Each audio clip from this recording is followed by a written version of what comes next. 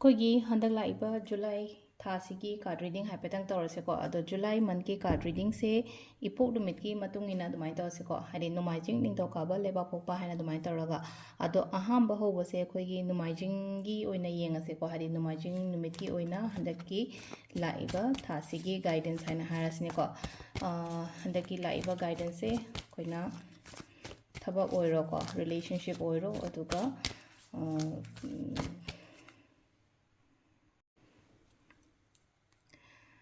ꯑꯩꯈꯣꯏꯒꯤ ꯍꯟꯗꯛꯀꯤ ꯂꯥꯛꯏꯕ ꯖꯨꯂꯥꯏ ꯊꯥꯒꯤ ꯀꯥꯔꯗ ꯔꯤꯗꯤꯡ ꯍꯥꯏꯐꯦꯠꯇꯪ ꯌꯦꯡꯃꯤꯟꯅꯁꯦ ꯑꯗꯣ ꯖꯨꯂꯥꯏ ꯊꯥꯒꯤ ꯀꯥꯔꯗ ꯔꯤꯗꯤꯡꯁꯦ ꯏꯄꯣꯛ ꯅꯨꯃꯤꯠꯀꯤ ꯃꯇꯨꯡ ꯏꯟꯅ ꯑꯗꯨꯃꯥꯏꯅ ꯇꯧꯔꯁꯦꯀꯣ ꯏꯄꯣꯛ ꯅꯨꯃꯤꯠꯀꯤ ꯃꯇꯨꯡ ꯏꯟꯅ ꯍꯥꯏꯕꯗꯤ ꯑꯩꯈꯣꯏꯒꯤ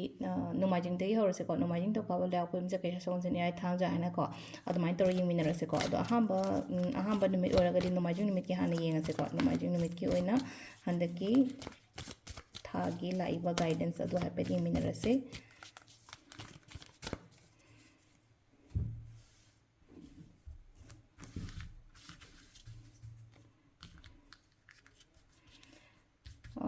ꯁꯤꯗꯒꯤ ꯑꯣꯏꯅ ꯂꯧꯊꯣꯛꯀꯦꯀꯣ ꯁꯨꯃꯥꯏꯅ ꯑꯩ ꯁꯟꯗꯣꯛꯑꯒ ꯁꯨꯝ ꯁ꯭ꯄ꯭ꯔꯦꯗ ꯇꯧꯔꯒ ꯂꯧꯊꯣꯛꯄꯁꯤꯅ ꯅꯨꯡꯉꯥꯏꯅ ꯇꯧꯕꯅꯦ ꯀꯥꯔꯗ ꯔꯤꯗꯤꯡ ꯇꯧꯕꯁꯤꯅ ꯍꯥꯏꯗꯤ ꯁꯨꯃꯥꯏꯅ ꯇꯣꯠꯂꯒ ꯑꯃꯃꯝ ꯆꯤꯡꯈꯠꯂꯛꯄꯗꯣ ꯅꯨꯡꯉꯥꯏꯇꯦ ꯁꯤꯁꯤꯅ ꯄꯨꯔꯥ ꯃꯤꯛꯁ ꯇꯧꯕꯒꯤ ꯇꯥꯏꯞꯇ ꯑꯃ ꯇꯧꯋꯦꯅꯀꯣ ꯑꯗꯨꯗꯨꯅ ꯑꯩꯅ ꯁꯨꯃꯥꯏꯅ ꯍꯦꯛ ꯇꯧꯕꯅꯦꯀꯣ ꯍꯥꯏꯗꯤ ꯑꯩ ꯀꯥꯔꯗ ꯁ꯭ꯄ꯭ꯔꯦꯗ ꯈꯨꯇꯧꯁꯦ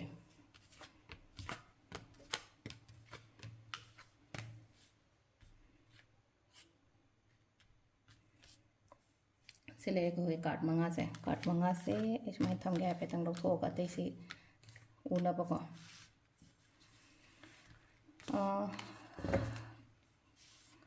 ꯍꯧꯈꯤꯕ ꯍꯥꯏꯔꯁꯤꯅꯦꯀꯣ ꯁꯤꯗ ꯍꯥꯏꯇꯥꯔꯦ ꯍꯧꯈꯤꯕ ꯍꯥꯏꯔꯒꯗꯤ ꯖꯨꯟ ꯊꯥꯁꯦ ꯍꯥꯏꯗꯤ ꯅꯨꯡꯉꯥꯏꯅꯗꯕ ꯈꯣꯠꯇꯕꯒꯨꯝꯕ ꯂꯩꯔꯝꯈꯤꯕ ꯌꯥꯏꯀꯣ ꯈꯔ ꯍꯥꯏꯗꯤ ꯖꯨꯟꯁꯦ ꯍꯧꯈ꯭ꯔꯕ ꯊꯥꯅ ꯍꯥꯏꯔꯁꯦꯕꯀꯣ ꯍꯥꯏꯗꯤ ꯖꯨꯟ ꯍꯧꯈ꯭ꯔꯕ ꯊꯥ ꯍꯥꯏꯔꯒꯗꯤ ꯈꯤꯇꯪ ꯄꯥꯁꯁꯤꯗꯀꯣ ꯍꯥꯏꯗꯤ ꯈꯤꯇꯪ ꯅꯨꯡꯉꯥꯏꯇꯕ ꯈꯣꯠꯇꯕ ꯃꯤꯅ ꯈꯠꯅꯕ ꯍꯧꯔꯛꯄꯅꯤ ꯈꯪꯗꯦ ꯈꯤꯇꯪ ꯏꯟꯚꯥꯏꯔꯣꯟꯃꯦꯟ ꯈꯤꯇꯪ ꯇꯣꯛꯁꯤꯛ ꯑꯣꯏꯕꯅꯤ ꯈꯪꯗꯦ ꯑꯗꯨꯃꯥꯏꯅꯒꯨꯝꯕ ꯂꯩꯀꯣ ꯑꯍꯥꯟꯕꯒꯤ ꯍꯥꯏꯗꯤ ꯆꯠꯈꯤꯕ ꯃꯇꯝꯒꯤ ꯀꯥꯔꯗꯁꯦꯀꯣ ꯑꯗꯣ ꯆꯠꯈꯤꯕ ꯃꯇꯝꯁꯦ ꯈꯤꯇꯪ ꯅꯨꯡꯉꯥꯏꯇꯕ ꯑꯣꯏꯅ ꯑꯣꯏꯕꯗꯣꯀꯣ ꯑꯗꯣ ꯍꯧꯖꯤꯛ ꯑꯗꯨꯒꯤ ꯄꯣꯠꯇꯣ ꯈꯟꯗꯕꯤꯗꯀꯣ ꯍꯧꯖꯤꯛꯀꯤ ꯑꯣꯏꯅ ꯍꯥꯏꯔꯒꯗꯤꯀꯣ ꯃꯇꯝ ꯄꯤꯌꯣ ꯏꯁꯥꯗ ꯈꯤꯇꯪ ꯃꯇꯝ ꯄꯤꯌꯣ ꯏꯁꯥꯗ ꯃꯇꯝ ꯄꯤꯌꯣ ꯍꯥꯏꯕꯒꯤ ꯑꯥꯔꯊ꯭ꯔꯗꯤ ꯀꯩꯅꯣ ꯍꯥꯏ ꯀꯥꯟꯁꯤꯗꯀꯣ ꯍꯥꯏꯗꯤ ꯁꯤꯗ ꯃꯤꯁꯦ ꯃꯊꯟꯇ ꯂꯦꯞꯄꯒ ꯂꯩꯇ꯭ꯔꯥ ꯑꯗꯨꯗꯨꯅ ꯍꯥꯏꯗꯤ ꯍꯧꯖꯤꯛꯁꯦ ꯀꯩ ꯍꯥꯏꯔꯤ ꯌꯨ ꯅꯤꯗ ꯑꯂꯣꯟ ꯇꯥꯏꯝꯅꯦꯕ ꯇꯁꯦꯡꯅ ꯍꯥꯏꯔꯒꯗꯤ ꯑꯩ ꯏꯊꯟꯗ ꯂꯩꯌꯣ ꯏꯊꯟꯗ ꯂꯩꯔ ꯈꯤꯇꯪꯀꯣ ꯍꯥꯏꯗꯤ ꯏꯁꯥꯗ ꯁꯦꯜꯐ ꯍꯤꯂꯤꯡꯅꯤ ꯈꯪꯗꯦ ꯁꯦꯜꯐ ꯀꯦꯌꯔꯅꯤ ꯈꯪꯗꯦꯀꯣ ꯑꯗꯨꯃꯥꯏꯅꯒꯨꯝꯕꯀꯣ ꯍꯥꯏꯗꯤ ꯏꯁꯥꯁꯦ ꯈꯤꯇꯪ ꯑꯥꯏꯁꯣꯂꯦꯠ ꯇꯧꯔꯒ ꯊꯝꯕꯤꯕ ꯍꯥꯏꯇꯥꯔꯦꯀꯣ ꯃꯌꯥꯝꯗꯩ ꯈꯔ ꯑꯥꯏꯁꯣꯂꯦꯠ ꯇꯧꯔꯒ ꯊꯝꯃꯣ ꯑꯗꯨꯒ ꯍꯥꯏꯗꯤ ꯐꯖꯅ ꯍꯥꯏꯗꯤ ꯅꯨꯡꯉꯥꯏꯇꯕ ꯈꯣꯠꯇꯕ ꯃꯌꯥꯝꯗꯣ ꯍꯥꯏꯗꯤ ꯔꯤꯂꯤꯁ ꯇꯧꯍꯟꯕ ꯈꯣꯠꯍꯟꯕ ꯑꯗꯨꯃꯥꯏꯅꯒꯨꯝꯕ ꯑꯣꯏꯅ ꯑꯣꯏꯕ ꯍꯥꯏꯇꯥꯔꯦꯀꯣ ꯑꯗꯨꯒ ꯑꯃꯗꯅ ꯑꯃꯨꯛ ꯍꯥꯏꯀꯣ ꯍꯣꯠꯅꯕ ꯂꯦꯞꯄ ꯌꯥꯗꯦꯀꯣ ꯑꯩꯒꯤ ꯑꯣꯏꯅ ꯍꯥꯏꯔꯒꯗꯤ ꯍꯣꯠꯅꯕ ꯁꯤꯒꯨꯝꯕ ꯃꯌꯥꯝꯁꯦ ꯍꯧꯖꯤꯛꯁꯦ ꯁ꯭ꯇ꯭ꯔꯒꯜ ꯃꯇꯝꯅꯤ ꯍꯥꯏꯗꯤ ꯆꯦꯂꯦꯟꯖꯦꯁ ꯃꯌꯥꯝ ꯑꯃ ꯂꯥꯛꯀꯅꯤ ꯀꯣꯝꯄꯤꯇꯤꯁꯟꯁ ꯃꯌꯥꯝ ꯑꯃ ꯂꯥꯛꯀꯅꯤ ꯑꯗꯨ ꯇꯥꯔꯒꯁꯨ ꯑꯩ ꯍꯣꯠꯅꯕ ꯌꯥꯗꯦꯀꯣ ꯑꯩꯅ ꯍꯣꯠꯅꯕ ꯃꯇꯝꯗ ꯑꯜꯇꯤꯃꯦꯠꯂꯤ ꯑꯩ ꯃꯥꯏ ꯄꯥꯛꯄꯗꯤ ꯄꯥꯛꯀꯅꯦꯕ ꯁꯣꯏꯗꯅꯀꯣ ꯑꯗꯨꯒ ꯑꯃꯅ ꯑꯃꯨꯛ ꯁꯤꯗ ꯍꯥꯏꯁꯦ ꯀꯩꯅꯣ ꯍꯥꯏ ꯀꯥꯟꯁꯤꯗ ꯍꯥꯏꯗꯤ ꯊꯕꯛ ꯇꯧꯕ ꯃꯇꯝꯁꯤꯗꯀꯣ ꯊꯕꯛ ꯇꯧꯕ ꯃꯇꯝꯁꯤꯗ ꯈꯤꯇꯪ ꯈꯔꯅꯦ ꯐꯖꯅ ꯈꯟꯊꯔꯒ ꯍꯥꯏꯗꯤ ꯁꯤꯒꯤ ꯊꯕꯛꯁꯤꯅ ꯑꯩꯉꯣꯟꯗ ꯀꯗꯥꯏ ꯐꯥꯎꯕ ꯀꯌꯥꯝ ꯀꯥꯟꯅꯒꯗꯒꯦ ꯈꯣꯠꯀꯗꯒꯦ ꯑꯗꯨꯒꯤ ꯃꯇꯨꯡ ꯏꯟꯅ ꯑꯗꯨꯃꯥꯏꯅꯒꯨꯝꯕ ꯆꯠꯄ ꯍꯥꯊꯨ ꯂꯩꯅꯀꯣ ꯃꯤ ꯑꯃꯅ ꯅꯪ ꯁꯤ ꯇꯧ ꯍꯥꯏ ꯃꯇꯝꯗ ꯍꯥꯏꯗꯤ ꯒ꯭ꯔꯣꯡ ꯒ꯭ꯔꯣꯡ ꯆꯠꯀꯅꯣꯕ ꯑꯗꯨꯒꯤ ꯄꯣꯠꯇꯨꯗ ꯍꯥꯟꯅ ꯐꯖꯅ ꯈꯟꯗꯣꯛꯑꯣꯀꯣ ꯑꯗꯨꯒ ꯍꯥꯏꯗꯤ ꯌꯥꯔꯅꯤ ꯇꯥꯔꯦ ꯁꯤ ꯄꯣꯠꯁꯤꯗ ꯆꯪꯁꯤꯟꯕ ꯅꯠꯇ꯭ꯔꯒ ꯈꯨꯠ ꯊꯥꯕ ꯌꯥꯔꯅꯤ ꯍꯥꯏ ꯀꯥꯟꯗꯨꯗ ꯑꯗꯨꯃꯥꯏꯅꯒꯨꯝꯕ ꯆꯪꯁꯤꯟꯕꯤꯕꯀꯣ ꯑꯗꯨꯒ ꯁꯤꯗ ꯑꯃꯁꯨ ꯍꯥꯏꯀꯣ ꯍꯥꯏꯗꯤ ꯁꯤ ꯂꯩꯁꯦ ꯍꯥꯏꯗꯤ ꯑꯩꯈꯣꯏꯒꯤ ꯍꯦꯜꯊꯀꯨꯝꯕꯗꯤ ꯂꯥꯛꯀꯅꯤꯀꯣ ꯈꯔ ꯍꯦꯜꯊꯀꯨꯝꯕꯁꯦ ꯀꯅꯥꯅꯣ ꯍꯥꯏꯗꯤ ꯏꯃꯥꯒꯨꯝꯕ ꯏꯆꯦꯒꯨꯝꯕ ꯑꯩꯒꯤ ꯋꯥꯏꯐꯅꯤ ꯈꯪꯗꯦ ꯑꯃꯅꯤ ꯈꯪꯗꯦꯀꯣ ꯍꯥꯏꯗꯤ ꯐꯤꯃꯦꯜ ꯐꯤꯒꯔꯒꯨꯝꯕ ꯑꯃ ꯑꯗꯨꯃꯥꯏꯅ ꯇꯧꯔ ꯂꯥꯛꯑꯦꯀꯣ ꯑꯗꯨꯗꯨꯅ ꯑꯩꯉꯣꯟꯗ ꯍꯥꯏꯇꯥꯔꯦ ꯑꯩꯒꯤꯗꯃꯛꯇ ꯀꯦꯌꯔ ꯂꯧꯕꯤꯕ ꯑꯗꯒꯤ ꯑꯩꯒꯤꯗꯃꯛꯇ ꯍꯥꯏꯗꯤ ꯐꯥꯏꯅꯥꯟꯁꯤꯌꯦꯜꯂꯤ ꯍꯦꯜꯞ ꯇꯧꯕ ꯈꯣꯠꯄ ꯑꯗꯨꯃꯥꯏꯅꯒꯨꯝꯕ ꯑꯣꯏꯅ ꯑꯣꯏꯕꯗꯣ ꯍꯥꯏꯇꯥꯔꯦ ꯏꯃꯣꯁꯅꯦꯜ ꯁꯞꯄꯣꯔꯠ ꯍꯥꯏꯗꯤ ꯑꯗꯨ ꯑꯣꯏꯔꯁꯨ ꯌꯥꯏꯀꯣ ꯍꯥꯏꯗꯤ ꯀꯦꯌꯔꯤꯡꯁꯦ ꯉꯁꯥꯏꯒꯤ ꯍꯥꯏꯗꯤ ꯑꯩꯒꯤ ꯂꯥꯏꯐꯇ ꯍꯥꯏꯗꯤ ꯅꯨꯄꯤ ꯑꯃ ꯍꯥꯏꯇꯥꯔꯦꯀꯣ ꯅꯨꯄꯤ ꯍꯥꯏꯔꯒꯗꯤ ꯈꯤꯇꯪ ꯑꯍꯟ ꯑꯣꯏꯔꯞ ꯇꯧꯕ ꯅꯨꯄꯤ ꯑꯃ ꯂꯥꯛꯑꯒ ꯍꯥꯏꯗꯤ ꯑꯩꯉꯣꯟꯗ ꯃꯇꯦꯡ ꯇꯧꯕꯤꯕ ꯈꯣꯠꯄꯤꯕ ꯑꯗꯨꯃꯥꯏꯅꯒꯨꯝꯕꯁꯨ ꯑꯣꯏꯔꯤꯀꯣ ꯑꯗꯣ ꯁꯤꯁꯤꯅ ꯑꯍꯥꯟꯕ ꯑꯩꯈꯣꯏꯒꯤꯀꯣ ꯅꯣꯡꯃꯥꯏꯖꯤꯡꯒꯤ ꯑꯣꯏꯅꯀꯣ ꯍꯟꯗꯛ ꯊꯥꯒꯤ ꯒꯥꯏꯗꯦꯟꯁ ꯂꯩꯔꯦꯀꯣ ꯑꯗꯣ ꯅꯪ ꯅꯣꯡꯃꯥꯏꯖꯤꯡꯒꯤ ꯑꯣꯏꯅ ꯍꯥꯏꯔꯒꯗꯤꯀꯣ ꯏꯁꯥꯗ ꯃꯇꯝ ꯄꯤꯌꯣ ꯍꯧꯖꯤꯛꯁꯦꯀꯣ ꯏꯁꯥꯗ ꯃꯇꯝ ꯄꯤꯌꯣ ꯂꯥꯏꯔꯤꯛ ꯄꯥꯕ ꯀꯥꯏ ꯍꯥꯏꯔꯁꯤꯅꯦꯀꯣ ꯂꯥꯏꯔꯤꯛ ꯄꯥꯕ ꯑꯉꯥꯡꯒꯨꯝꯕ ꯂꯩꯔꯒꯗꯤ ꯂꯥꯏꯔꯤꯛ ꯄꯥꯕ ꯈꯣꯠꯄ ꯃꯇꯝꯗ ꯂꯩꯅꯀꯣ ꯍꯥꯏꯗꯤ ꯏꯊꯟꯇ ꯄꯥꯎ ꯍꯧꯖꯤꯛꯀꯣ ꯏꯊꯟꯇ ꯍꯥꯏꯗꯤ ꯃꯇꯝ ꯄꯤꯔꯒ ꯐꯖꯅ ꯀꯩꯅꯣ ꯇꯧꯕꯤꯕꯗꯣ ꯀꯅꯥꯝꯇ ꯍꯥꯏꯗꯤ ꯃꯤ ꯄꯨꯟꯗ ꯌꯥꯗꯦ ꯈꯣꯠꯇ ꯌꯥꯗꯦ ꯍꯥꯏꯕ ꯂꯩꯇꯦꯀꯣ ꯑꯗꯣ ꯍꯣꯠꯅꯒꯗꯕ ꯃꯇꯝꯅꯤ ꯅꯪꯅ ꯍꯣꯠꯅꯕ ꯃꯇꯝꯗ ꯍꯥꯏꯇꯥꯔꯦ ꯅꯪꯒꯤ ꯁꯛꯁꯦꯁ ꯂꯩꯖꯩꯌꯦꯕ ꯑꯗꯨꯗꯨꯅ ꯑꯉꯥꯡꯉꯩ ꯑꯣꯏꯔꯒꯁꯨ ꯍꯧꯖꯤꯛ ꯍꯣꯠꯅꯒꯗꯕ ꯃꯇꯝꯅꯤ ꯒꯤꯞ ꯑꯞ ꯇꯧꯕ ꯌꯥꯗꯦ ꯑꯗꯨꯒ ꯍꯥꯏꯗꯤ ꯀꯣꯏꯁꯟ ꯑꯟꯁꯔꯁꯀꯨꯝꯕ ꯑꯦꯇꯦꯝꯞ ꯇꯧꯋꯦ ꯈꯣꯠꯂꯦ ꯑꯗꯨꯗ ꯉꯁꯥꯏ ꯍꯥꯊꯨ ꯇꯧꯕꯅ ꯐꯖꯅ ꯈꯟꯊꯔꯒꯨꯝꯕ ꯑꯗꯨꯃꯥꯏꯅꯒꯨꯝꯕ ꯇꯧꯕꯤꯌꯨꯀꯣ ꯁꯤꯁꯤꯅ ꯑꯍꯥꯟꯕ ꯑꯩꯈꯣꯏꯒꯤ ꯅꯣꯡꯃꯥꯏꯖꯤꯡꯒꯤ ꯑꯣꯏꯅ ꯂꯩꯔꯦꯀꯣ ꯃꯊꯪꯒꯤ ꯅꯤꯡꯊꯧꯀꯥꯕꯒꯤ ꯑꯃꯨꯛ ꯌꯦꯡꯃꯤꯟꯅꯔꯁꯦ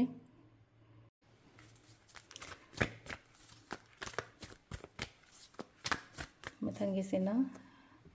ꯑꯩꯈꯣꯏꯒꯤ ꯃꯟꯗꯦ ꯄꯣꯛꯄ ꯃꯤꯉꯩꯒꯤꯀꯣ ꯃꯟꯗꯦ ꯄꯣꯛꯄ ꯃꯤꯉꯩꯒꯤ ꯑꯃꯨꯛ ꯌꯦꯡꯉꯁꯦꯀꯣ ꯁꯤꯗ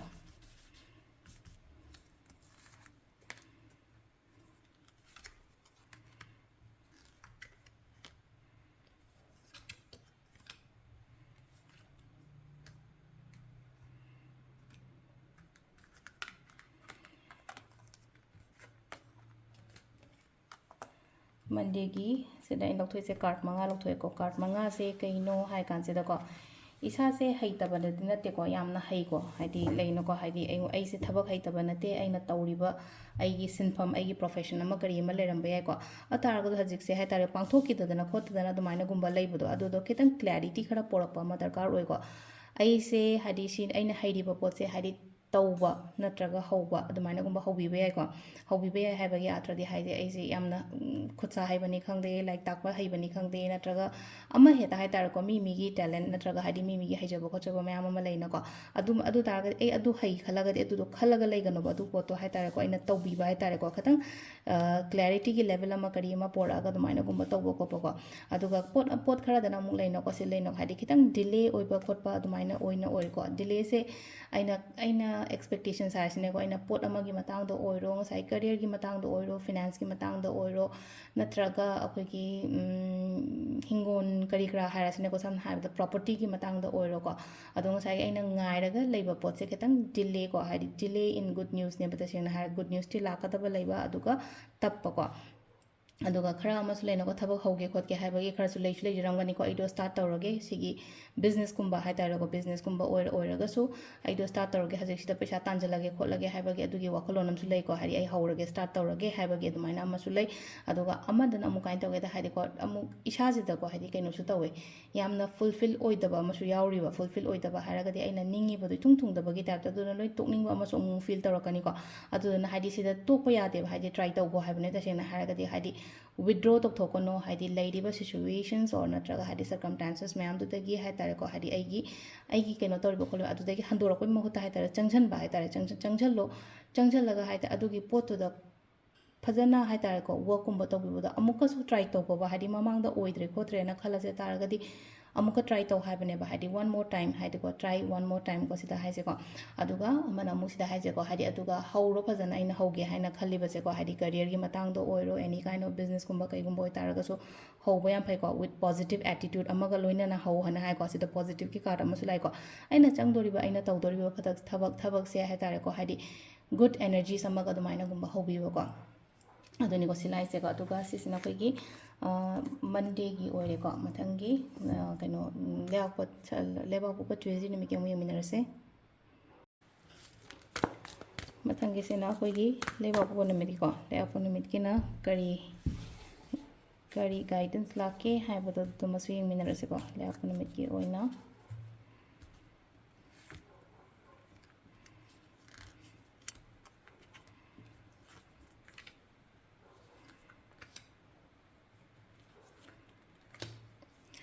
लेबा पोपगी ओइना हाय तारे को यामना पॉजिटिव ओइना लाए को हाइडी कार्ड मैम से अनंबना लोइना पॉजिटिव ओइ को पॉजिटिव ओइ हाइबगी आथ्रदी कइनो हाय कांसिदा को सिदा अइना सिदा अखोइगी 6 ऑफ पेंटिकल्स काना हाय को 6 ऑफ पेंटिकल्स से अखोइना मी गी दमकता हाइडी कइनो म तौबिबा ngambado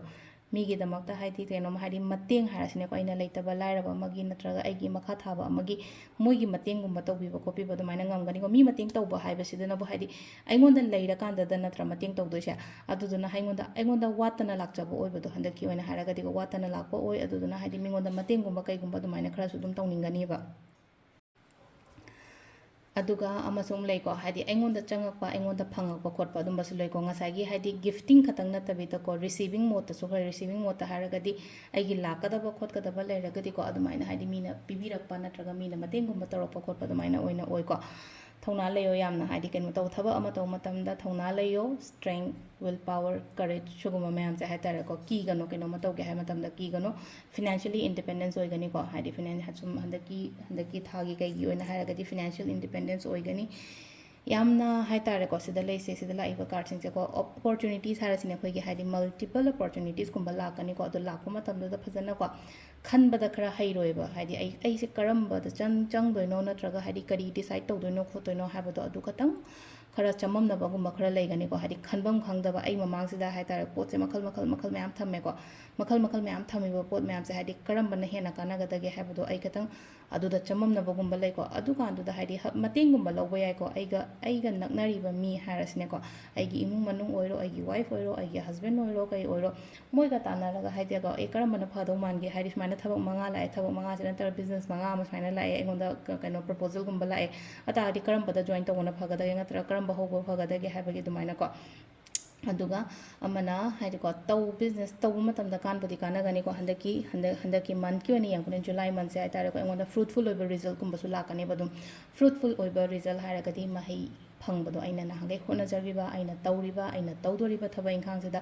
ꯌꯥꯝꯅ ꯔꯤꯖꯜꯠꯁꯦ ꯐ꯭ꯔꯨꯠꯐꯨꯜ ꯑꯣꯏꯕ ꯒ꯭ꯔꯣꯠ ꯂꯩꯕꯀꯣ ꯑꯗꯒꯤ ꯏꯁꯥꯒꯤ ꯑꯣꯏꯅꯁꯨ ꯁꯤꯅꯦ ꯌꯥꯝ ꯅꯦꯅꯥ ꯇꯥꯅ ꯑꯃ ꯐꯝꯃꯒ ꯂꯩꯇ꯭ꯔꯥ ꯅꯨꯄꯤ ꯑꯃ ꯁꯤ ꯂꯩꯁꯦꯀꯣ ꯑꯗꯨꯗꯨꯅ ꯍꯥꯏꯗꯤ ꯁꯤꯗ ꯍꯥꯏꯗꯤ ꯑꯣꯚꯔꯑꯣꯜ ꯀꯩꯅꯣꯒꯤ ꯑꯣꯏꯅ ꯍꯥꯏꯔꯛꯑꯒꯗꯤꯀꯣ ꯍꯥꯏꯗꯤ ꯑꯩꯈꯣꯏꯒꯤ ꯂꯩꯕꯥꯛ ꯄꯣꯛꯄꯉꯩꯒꯤ ꯑꯣꯏꯅ ꯍꯥꯏꯔꯒꯗꯤ ꯔꯤꯖꯜꯠ ꯌꯥꯝꯅ ꯄꯣꯖꯤꯇꯤቭ ꯑꯣꯏꯀꯣ ꯍꯟꯗꯛꯀꯤ ꯊꯥꯒꯤ ꯑꯣꯏꯅ ꯍꯥꯏꯔꯒꯗꯤ ꯖꯨꯂꯥꯏꯒꯤꯁꯦꯀꯣ ꯃꯊꯪꯒꯤ ꯑꯃꯨꯛ ꯌꯨꯝꯖꯀꯩꯁ ꯌꯦꯡꯃꯤꯟꯅꯔꯁꯦ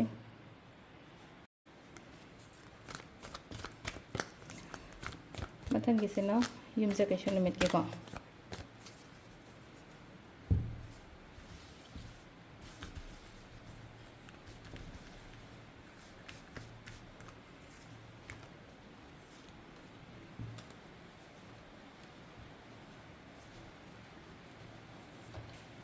ꯁꯤ ꯂꯩꯔꯦ ꯑꯩꯈꯣꯏꯒꯤ ꯀꯥꯔꯠ ꯌꯨꯝꯖꯀꯩꯁꯒꯤ ꯑꯣꯏꯅ ꯂꯧꯊꯣꯛꯄ ꯉꯩꯁꯦꯀꯣ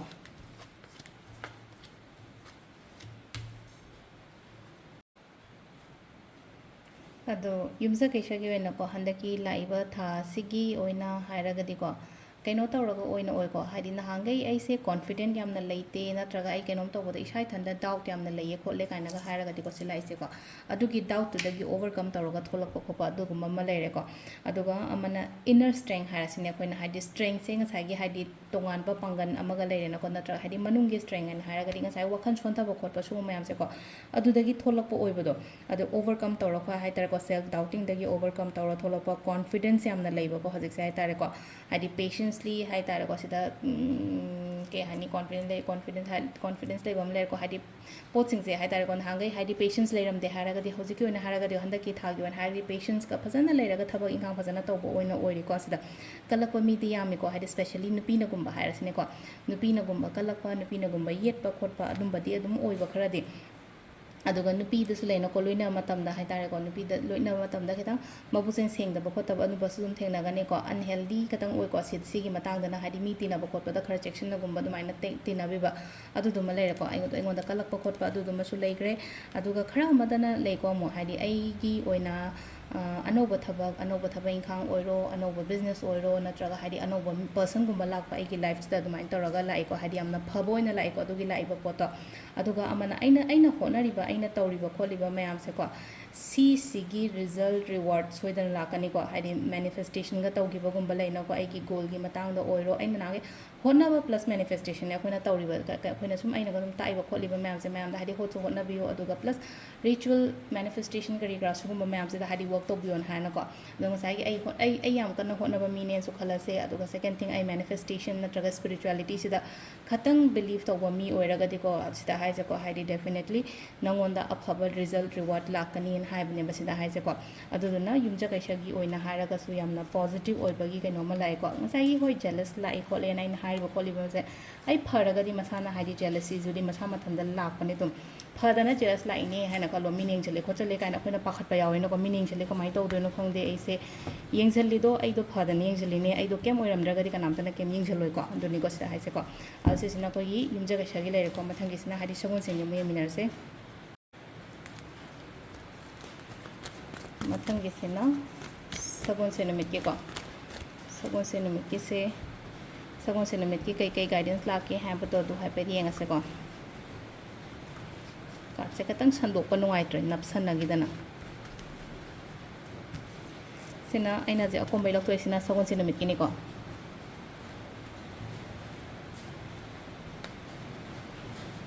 ꯁꯤ ꯂꯩꯔꯦꯀꯣ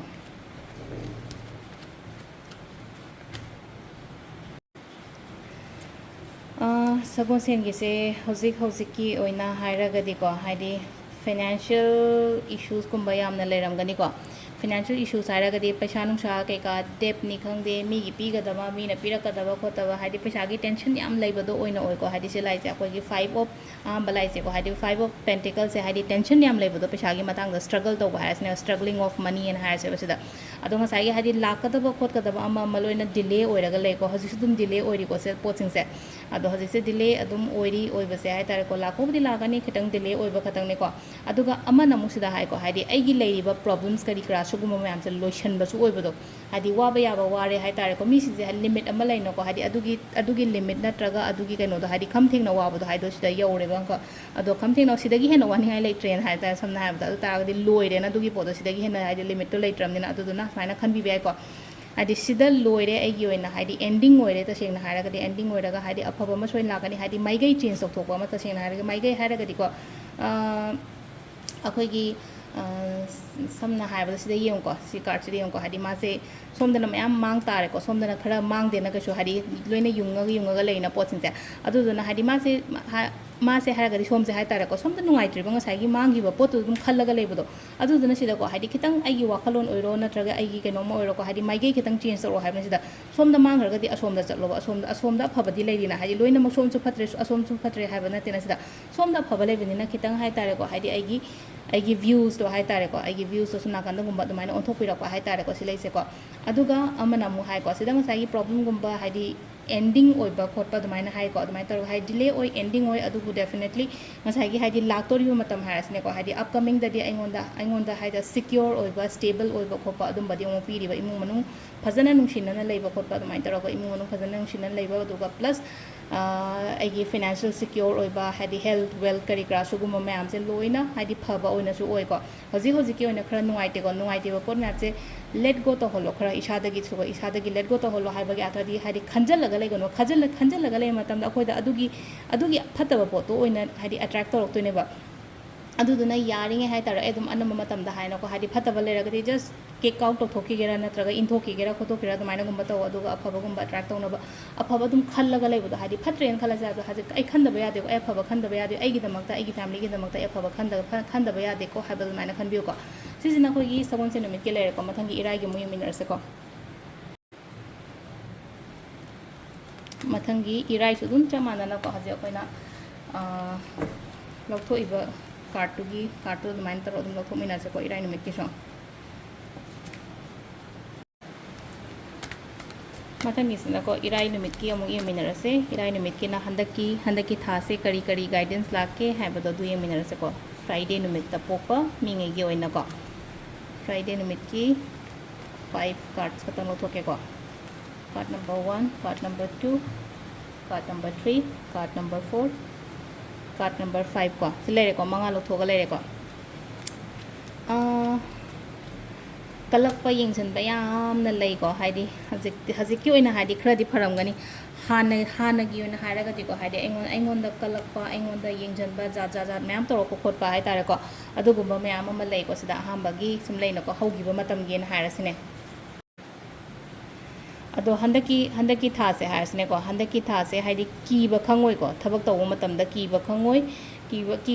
confident yamna leigani go sida haidi thauna phana thabak tawbodo oina oi handak thagi oina hairaga di ko handak thagi oina haidi thauna phana dumaina gumba tawba aduga haidi obstacles leiramba kolamba hairasine ko obstacles leiramba kolamba hairaga di kamaina no hai kanjida ayet apan leirame na khala seba ayet apan do loishalakpa oina oi ko akoi gi oina haidi ngasai yet liba paliba kholiba mayam do aigi damakta loishalakpa oina dumaina oina oibodo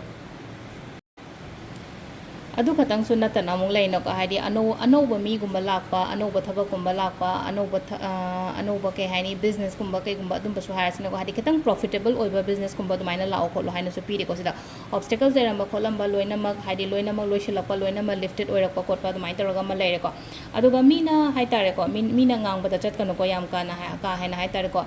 manipulate to harasine ko samna habada mina manipulate to ko matam chata ba ai nang do adu tawra ke kana doino ko no ga ha adum bado haidi manipulation gum bane banka motivation manipulate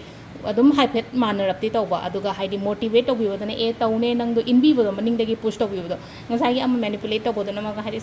nang tawidobu oigadrane oidrane kaina adumaina hairakpa migumba leiragadi ko adumba part ama haitare ko moido kem nate haidi somna tawriba thabak tuda jealous oidana khotana leina ko chingdhabina ba oina hotna bodo haitare ko yamna mathamoi sengba mi amta oiroiba aduduna haidi adumba mi dagi khatang alert oibiyo ko aduga सिज like खतंग travelling गुम्बा कई गुम्बा सुखा सुले बे को travelling गुम्बा ले बे अदुगा अनोबा opportunity job opportunities नि खंगदे me the करी करी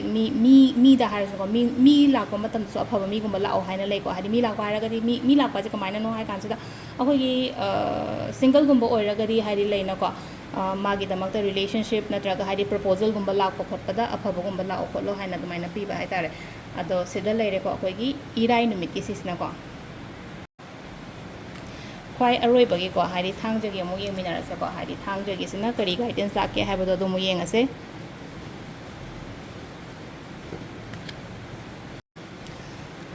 ख्वाई अरोइबगी नुमित को थांगज नुमित की सिदगी हजिक ngसाइङै लौथोपो दमाइना चमानना कार्ड मा हतो लौथोकजरके को कार्ड मंगा दुगी मतुंगिना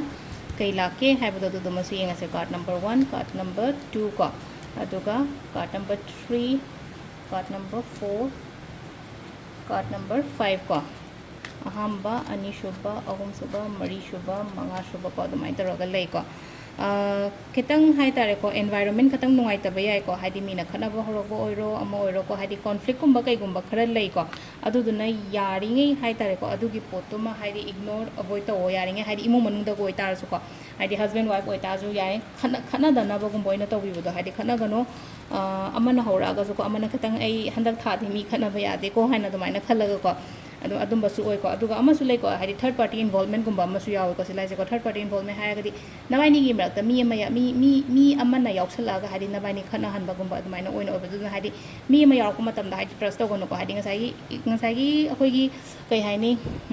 कपल खतंग नत्रगा लेसाबी पाखंग खतंगी नतबिदसु को थबक तौमिनो मतमदसु लैनो को ऐसिगा सिमिसिगा हाइदि मानव मसे थबक तौमिनेगा अदुगा मी अमना हाइजलागा हाइतार को नबाइनी गी मरक्ता प्रॉब्लम क्रिएट तौहनगनो यारिङै हाइदि अदुम माइना कइनोमा लाक्पा उरगदि को कम्युनिकेट तौ लोइना क्लियरली हाइदि मी मथांग मी खुदांगुमदा कईगुम्बा चलहंदबो को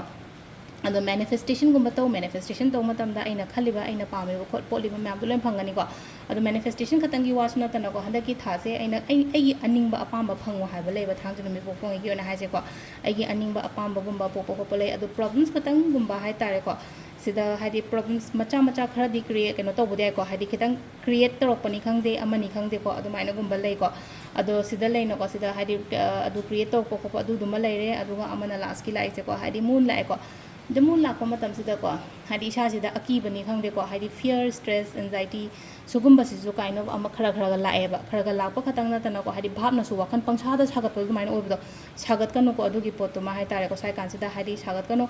था लापनिना को हाइदि हंदकी लाइबा पूर्णिमा हाइ तारे को जुलाई की पूर्णिमा और नत्रगा हाइ थाशी गुम्बा कई गुम्बा सी कानसिदा को मैनिफेस्ट तौ आइगी नुआइत्रिबा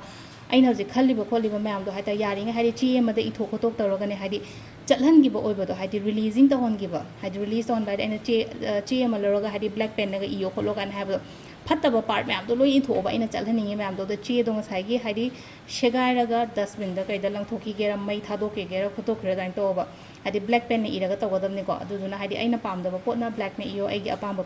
पोटना ब्लू ग्रीन अदगी नत्रगा रेड कुंबा कईगुंबा अदुमाइना सिनबा याइ को अदुगा सपोज मीना वा लोले काइना खलसेबको ngसाइगी लोलिबा वादो अइ मांग लोइ चोंथोरकने अदुना केमता खनगनो हाइदि अइना नुंगाइतदनागा स्वाइनागा केनो तरोगा लैरिसे हाइदि मासिना अइंगोंदा वा मा लोलंबा याइ अदु ngसाइ लोलि वासे कईगिनो माना हाइदोक्ट्रिसे खोट्रिसे काइना केमता चिंता तौगनो को हाइदि मसा मथंदा अदुगी ट्रुथ म्यामदो लोइना मा हाइदा असेंगबा म्यामदो अइगी ममांगदा लोइ लाकनेबको अदुदुना सिदा लैरे अखोइगी हंदकी थागी जुलाई थागी को कार्ड रीडिंग पोक नुमितकी मतुंगिना अइ ngमगदि राशिगी सुसेमके मयामगी को अदो सिदा लैरे थैंक यू